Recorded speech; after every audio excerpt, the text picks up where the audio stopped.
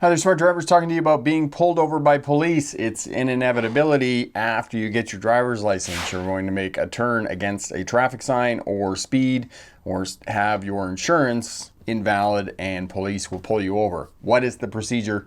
What things can you put in place that will keep you safe during a stop by police? That's what we're going to talk about today. Tips and strategies to keep both yourself and the police officer safe. So getting pulled over by police, we're talking most of this presentation is for the United States and talking about what is going on in the United States and different types of police forces in the States. The other thing that I want to talk about is where do laws come from that police enforce, right? Because we agree as a nation, as a body of people, whether we're in the province, whether we're in the state, to those laws, and those laws get passed in the House of Commons, in Congress in the United States, and they get passed by Senate, and then they get presidential assent, and we'll talk about that as well. So pulled over police, what do you do? How do you keep yourself safe and the police officer safe as well, and you get your speeding ticket, and what repercussions, what happens because of that traffic violation, and then what is your recourse? What can you do if you believe you are not guilty of that fine? It's good stuff to have a look at. There's a podcast on being pulled over by police and what you can do. You can have a look at that as well. And as well, there's a short video that you can have a look at about the procedures and strategies you can put in place if you get pulled over by police and what you can do there. Levels of policing in the United States, city police departments, and here in Canada, we do have some of those. City police departments. Toronto has its own police force. London, Ontario, Canada has its own police force. It tends to be most of Ontario that has its own city police forces. The United States, the LAPD, for example, Los Angeles Police Department, the NYPD, the New York City Police Department, tends to be a lot of city police forces in the United States. Sheriff departments tends to be in more rural parts of the states.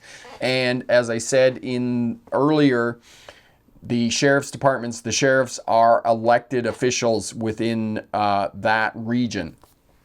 State troopers are hired by the state, and police, mostly interstates in the United States, are there as well. And if there is something that cannot be handled by the sheriff's department, the local regional sheriff's department, oftentimes they will bring in the state troopers. Capitol Police operating within Washington, and then of course you have federal police, the FBI, the ICE, which is immigration, and tobacco and firearms. Which one is that one? Anyway, there's a whole bunch of acronyms in the United States that are federal police forces. And the difference between city police department, sheriffs, the NYPD, those types of things, and federal police departments, if you get hired by the federal police forces, the FBI, you have to have a college degree. You have to have gone to university and earned a degree in order to work for the federal police forces. Whereas if you work for the city police forces, you simply have to have a high school education. The origins of laws. Where do laws come from that the police enforce? These come from you, the people. They are put forward as a bill in Congress. Congress debates it. People who are congressmen and congresswomen debate the bill. They amend the bill and they put it forward again until it is passed in Congress, and then it is sent to Senate. The Senate then passes the bill as well and sends it back maybe for amendments and those types of things. And finally, it is given presidential assent and it is passed into law. Traffic laws in the United States are state laws for the most part. Almost every state has its own set of traffic laws, which makes trying to teach driving and traffic safety and passing a driver's test just a little bit interesting, because there is a myth that everybody thinks that traffic laws are different in every state. And the secret about that is that every state has copied the other state about what their laws are in terms of traffic and driving and those types of things. There are only some minor differences between states. One of the most outstanding differences is probably New York State. They like to be different when it comes to a lot of things. All right, power versus authority. And this is coming back to our sovereign citizens who believe that police are exerting power when they are pulling them over and issuing them traffic tickets and those types of things. They do not believe that their power, their authority to pull them over is based in any constitution of which they do not subscribe in the United States of America. So authority is based in constitution. It is necessary for both public safety and public order. And what I mean by public order is that public order in terms of driving is that we drive on roadways, we drive on the right side of the road, we don't pass unless it is safe to do so. Pedestrians will stay on the sidewalk. We have bicycle lanes. Bicycles will stay in the bicycle lanes and whatnot, and we will adhere to certain speed limits. If we do not adhere to certain speed limits and everybody is driving wherever they want and cutting corners off and driving in the other lane and those types of things, then that is the breakdown of public order. And there's a funny meme on social media that the kids and I always like to, joke about when we're driving on the roadways and those types of things, where they say, in North America, we drive on the right side of the road, and in Britain, they drive on the left side of the road, and in Russia, road is road. And it just shows this guy driving all over the road in Russia. So there you go, the breakdown of social order. All right, the thin blue line. There are two schools of thinking when it comes to police departments. One school of thinking is that the community gets the police force it deserves. In other words, the police and what they do and the laws that they enforce reflect the values of that society. On the other hand, and this comes back to sovereign citizens, is that they believe that police forces are just an extension of state control and power. They do not believe in authority. They do not believe in constitution and those types of things. And we can see this when they have the G7, G20 now. I think we're up to 20 G20 companies. And you have people protesting, and the police come in and they disband the protesters. Same thing with what happened here in Canada a couple, 3 years ago with the truck rally, and they all ended up in Ottawa. And then finally, a couple of months later, the police went and disbanded the protesters. That's what the other school of thinking is in terms of police as being an extension and arm of the government and those types of things. So traffic violations or order maintenance work, police cultures. Police tend to be conservative. They tend to hang out with one another because they're dealing with the underbelly of society. They're dealing with the addictions. They're dealing with people who are not very well off in terms of socioeconomic status and those types of things. So it's difficult when you're dealing with that aspect of society all day long at work, and you go home and you try and deal with other people. It's very difficult to do that. So they tend to be very conservative. They tend to hang out with other police officers and those types of things for that very reason. Okay, dangerous jobs, absolutely no doubt. And with the rise of cameras, cell phones, body cams, dash cams, and whatnot, there is accountability on the part of police. Absolutely no doubt. It has made policing better. On the other hand, is if you're watching any of the police shows, for example, The Rookie with Nathan Fillion, which is one of my new favorite shows, there's a lot of bureaucracy. There's a lot of litigation that goes along with policing, and police officers can be sued in the United States of America, which makes for the accountability in terms of cameras and whatnot, and makes it difficult. And of course, you have all the other social issues that are going on in society that tie into people who are being policed by police departments. And my friend Tim is here as well.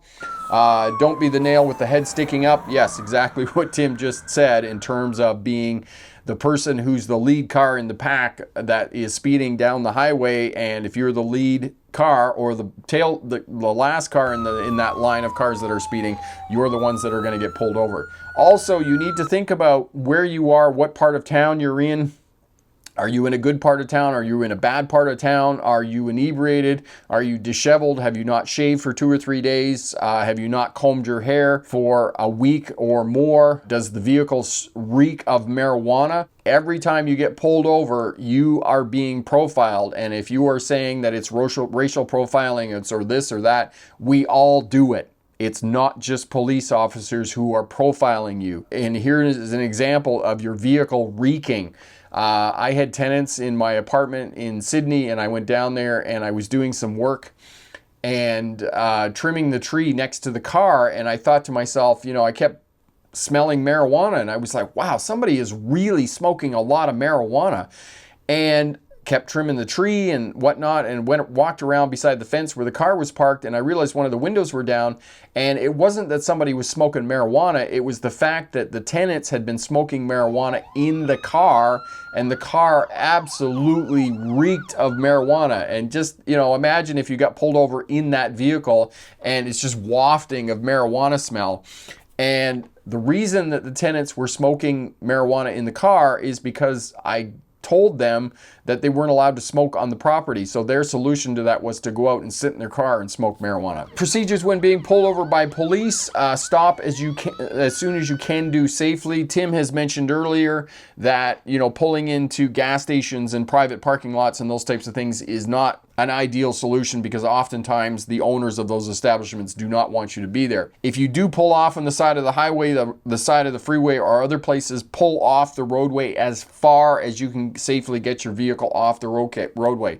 Okay, do not get out of your vehicle. Simply sit in your vehicle with your hands on the steering wheel and await for the police officer to approach the vehicle. Roll down your window in the daytime. If it's nighttime, you can turn on the interior light in the vehicle to illuminate inside the vehicle. Okay, wait for the officer to approach the vehicle. Do not deny what you did. If you know you were speeding, don't deny what you were. Don't say, oh, I wasn't speeding.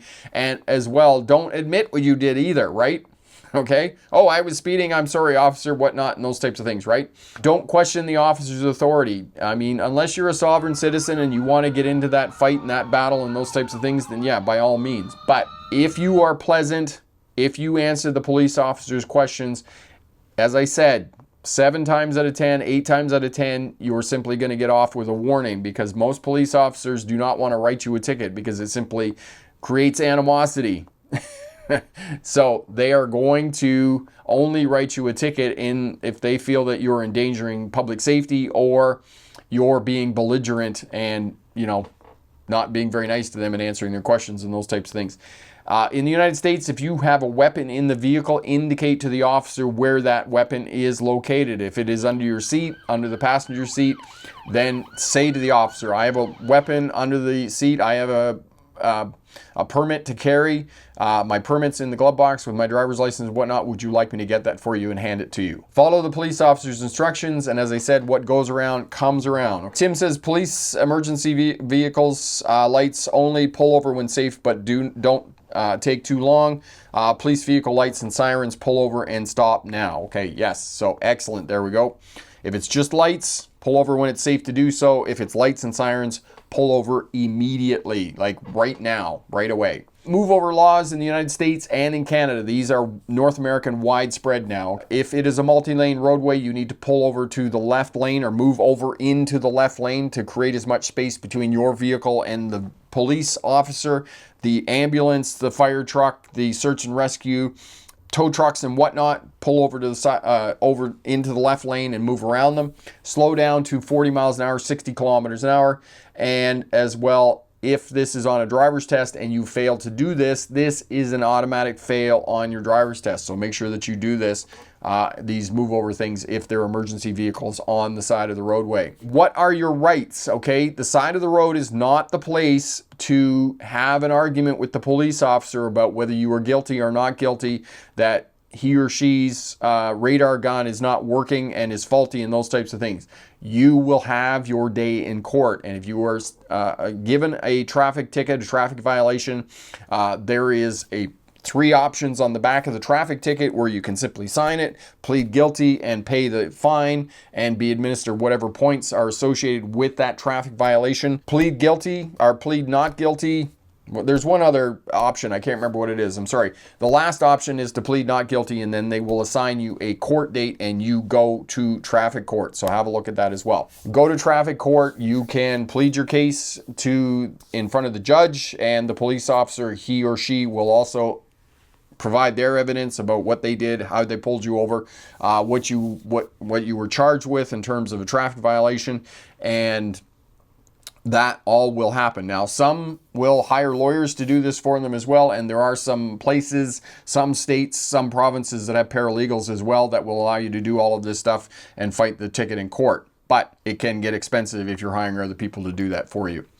Good luck in your driver's test, and remember, pick the best answer, not necessarily the right answer. Jimmy, why don't the cops enforce driving too close to commercial vehicles? Jimmy, police are busy, and most of what police forces do is police traffic. Order maintenance work, it's called.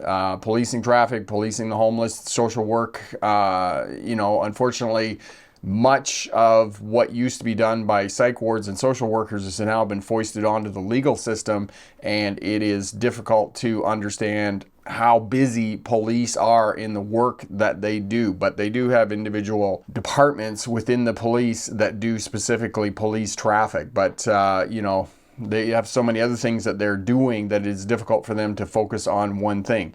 If it is a concern for you, you can call your local municipality. If it's a police force within the municipality, you can contact the city hall and talk to them and make a complaint, and they will look into it and they will assign police as per the complaints of the public. This is what they do. Elevator fan, I've seen everyone hit their brakes when they see a cop. Yes, they do. Police will create their own specific traffic patterns, and people will try and slow down because most people are keeping up with traffic flow and they don't want to get a speeding ticket. And we'll talk more about that. And rubberneckers, if you have a police officer with a vehicle pulled over on the other side of the highway and this road is going this way, this line of traffic will slow down because the police officer is on the other side of the roadway. So know that as well when you're driving, that police are going to change the traffic patterns.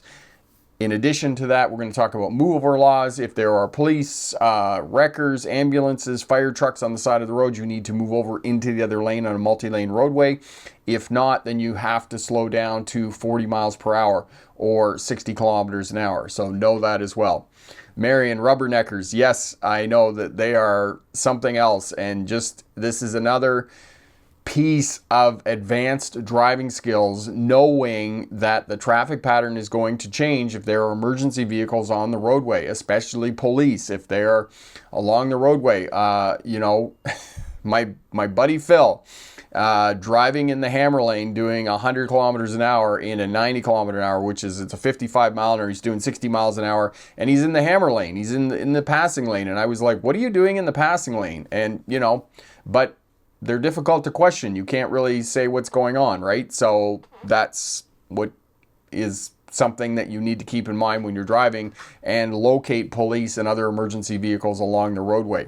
So talking about police, we're talking about the laws that they enforce. It is a very different culture in terms of policing in the United States as opposed to Canada. In Canada, we have municipal police forces. So Toronto has its own police force. It tends to be more in the east where they have their own police forces. Here in the west, Manitoba West, tends to be the RCMP that is hired to police cities, municipalities, and regions. In Ontario, they have the OPP, the Ontario Provincial Police. Quebec, I believe, has its own police force. Some cities, municipalities, the Peel Regional Police Force. But for the most part, it is the RCMP, which, oddly enough, in terms of history, it is the most recognized police force in the world. At least it was before the widespread use of television and whatnot. I mean, now everybody knows who the LAPD is, the NYPD, and, ICE, Homeland Securities, the FBI, the CSI, and every other acronym police force in the world. So that's due to television. But before widespread use of television, the RCMP was one of the most known police forces in the world. In the United States, the police forces are somewhat different. You have local sheriffs, state police departments, you have federal police forces as well, and a whole host of other policing departments as well. And in the United States, different here in Canada, sheriff departments, for example, the sheriffs are elected to office as opposed to being appointed by government officials. So they're elected by the public in the United States, and I'll talk more about that. Now, it tends to be somewhat here in Canada, but more so in the United States when you see free citizens that believe that they are not subject to the laws and constitutions of the country in which they live. And if they get pulled over by police, they believe that they are not subject to the laws, which means that they do not have to show their driver's license, proof of insurance, and those types of things, which is interesting because, you know, you're driving on public roadways, which are for the most part governed and regulated by municipal, regional, state, and federal authorities. So it's interesting that they believe that, but you can go on any social media platform and you can see them resisting police, refusing to roll down their window, refusing to surrender their license, refusing to show insurance and whatnot. And I will argue to you that if you do that, there's a high probability that you are going to be arrested and simply detained rather than just having a traffic stop and oftentimes getting off with a warning, as opposed to being arrested and taken to jail and then having to post bail and whatnot. Marion, what I find interesting is when a crime happens or a vehicle incident that each cop will travel in his own car. Why is that? Marion, the interesting part about policing in the last 3 decades is that police used to be partnered up. And when we see police forces such as the NYPD and the LAPD working in these large metropolitan cities, they do work as partners. But here in Canada, we don't have partners. We have widespread communication amongst police. They all have radios on their person and in their vehicle now, and most of them work solo. It is unlikely that you will find an RCMP officer that is working with a partner and driving around in a vehicle. Now, something interesting about police here where I live is we have what's comparable to SWAT in the United States. And of course, Canadians have mucked this up and they've called it something else. Emergency Services Response Unit or something. I can't remember what it is, but it's not anywhere near as cool as SWAT, which stands for Special Weapons and Tactical. We have something comparable with the RCMP. However, they, it's the same thing. And my point is that every now and again, I will see them around here in the neighborhood in Vernon doing exercises and wearing their camo gear and driving around in a plain clothes. We call it a plain wrapper in trucker lingo, the plain wrapper, where they're, going around and whatnot. And, they'll be pleasant and those types of things, but it is a little bit creepy when you got fully uniformed police officers in military garb with bulletproof vests and wearing radios and those types of things going up the back alleys and those types of things around town. You're thinking, Vernon is not that dangerous. That's a bad idea. Sovereign citizens, yes, and sovereign citizens. And interestingly enough, if we're talking about sovereign citizens, we have them here in Canada as well. We have off-gridders, and sovereign citizens often tend to be one and the same, although they're not always one and the same. There was a person that did a ride-along with the RCMP on Vancouver Island. Souk is west of the capital, the provincial capital of Victoria. It's 30 minutes from Victoria. And one of the things that you need to understand about British Columbia that is different than other places in the world, it's probably comparable to Montana or places in Wyoming or Idaho, where you can drive 40 minutes from a large metropolitan city such as Victoria, and you can be in absolute wilderness. I mean, absolute wilderness. It's unlike anything that I ever grew up with or anything else I've experienced in my life. And you get these off-gridders, and there was a person that was telling me a story I met once, and they were doing a ride-along with an RCMP officer, and they were north of Souk in the bush, and there was an encampment of off-gridders who were living there, and they were armed, and they were more or less sovereign citizens, and the police officer said to the person who was doing the ride-along, they said, "Don't get out of the car, because you will get shot." It was night, it was dark, and they were going through this area. And there are other places as well in Canada and places in the United States that are the same. They are dangerous, and even police know not to go there at night or in other circumstances. Rosalina, I have learned a lot with all your teachings. Thank you, Rosalina. That's great. I'm so glad we can help out with your driving and those types of things. Special Emergency Response Team. There we go. CERT. Special Emergency Response Team. Yes. It's still not as cool as SWAT. SWAT is just cool. But, we got to be different. We're Canadians, and they're part of the RCMP, division. CERT. CERT. It sounds like a breath mint. CERT. No, it's not even a cool breath mint name. But anyway, there it is. It's, CERT is our police department of, division of the RCMP, the Royal Canadian Mounted Police. And we're talking about getting pulled over by police, and it is inevitable that at some point you will get pulled over by police. More so if you're a male and driving, because we tend to be a bit more aggressive and tend to drive fast. And I have had my share of being pulled over in my time of driving. Touch wood, I haven't been pulled over in some time. Oh, yes, I was pulled over a couple months back. I was pulled over by Phil, which is hilariously funny because Phil and I train jiu-jitsu together. So that's always funny when Phil pulls me over. He's got a little group of people now at jiu-jitsu that he's pulled over that I don't know what he's calling them or not. But anyway, so getting pulled over. One time I got pulled over. I went to a new martial arts club, and of course I was all ramped up, and I was coming across the bridge in Kelowna and got off the line. I was the first one off the line, and of course I was going 20 or 30 kilometers an hour over the speed limit, which is 15, 20 miles an hour over the posted speed limit, and pulled over, and police officer checked my license, did all the checks, and I had the insurance and registration and whatnot for the vehicle, and gave me a warning. And if you are pleasant, answer the police officer's questions, he or she in 9 times out of 10, okay, not 9 times out of 10, 8 times out of 10, I'm going to say that they will give you a warning. They will use their discretion and they will give you a warning. It's not likely that you are going to get a speeding ticket unless you are belligerent with police. If you are belligerent with police, I am going to guarantee you right now that it is most likely that you are going to get a speeding ticket. So know that. If you get pulled over, find the safest place to pull over. If it's not safe where you're at, drive somewhere where you can get off onto a minor road, off the major road, pull into a public parking lot or someplace like that where you can get off, where everybody's going to be safe. Yourself and the police officer. The side of an interstate, the side of a freeway is not a safe place. The police officer will follow you until you stop. So if you can get off someplace, drive up the road half a mile or whatnot and get off the highway, the freeway, it's going to make you safer when you're driving. As well, if it's daytime and you get pulled over, roll down your window, keep your hands on the steering wheel, don't be fossicking around, reaching around for stuff inside the vehicle.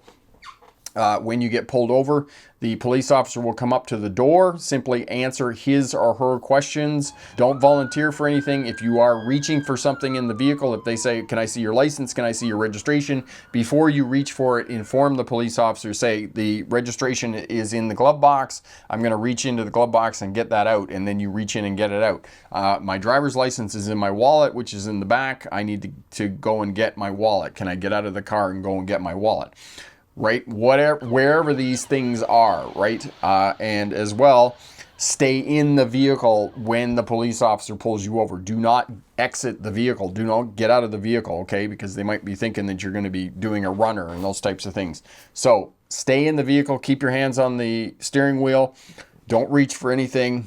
Answer the police officer's question. Most police officers, if they're good, and this is the other, we talk about the sovereign citizens and we see the videos on social media. Many police officers kind of open themselves up for these things because they don't say to the person right away why they pulled the person over. Your insurance is invalid. Your registration is expired. You were speeding. You were doing 40 miles an hour in a 30 mile an hour zone. Those types of things. They don't tell the person why they're pulling them over right away. So this is often why these things kind of go sideways, is because the police officer doesn't tell the person why they pulled them over. The other piece about it is when you get pulled over and you're answering the police officer's questions, don't deny what you did. Don't volunteer any information as well. Don't say, "Oh, I'm sorry, I was speeding." Don't say that. Just say, respond to the police officer's question. If the police officer says, "Okay, I pulled you over for speeding. You were doing 40 miles an hour in a 30 mile an hour zone. Can I see your driver's license?" "Yes, here's your driver's license."